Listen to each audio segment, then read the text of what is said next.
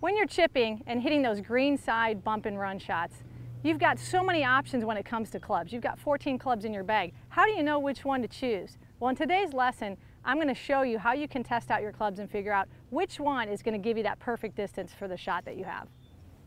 So here's a little drill I really like to use to help me determine which club I'm going to need to use for bump and runs around the greens. Now keep in mind, every green is a different speed, so you probably want to practice this on the practice green of the course that you play most often, and then you're going to need to adjust if you go to a course where the greens are a little slower or a little faster. So what I've done is I've placed this plane stick here about 8 feet out.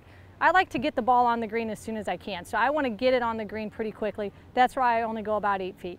So the first thing I do is I'm going to take a higher lofted club, my sand wedge, and I'm going to try to land the ball just over that plane stick there. So I'll hit it a little bit by, but I'm going to watch the rollout and see how far it goes. And what I'll actually do is walk that off and see how far the ball rolls. Now I'm going to go to my 7-iron, which is less lofted. I'm going to try to land it at about the same spot, and then I'm going to go walk that off as well, and that's going to roll out quite a bit more.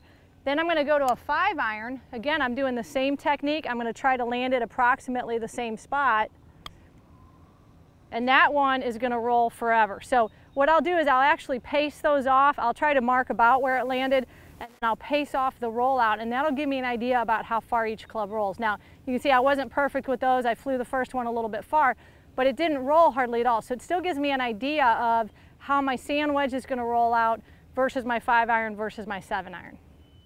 It's simple and it works. And remember, if you have a question, please submit it in the Ask Maria section on mygolfinstructor.com.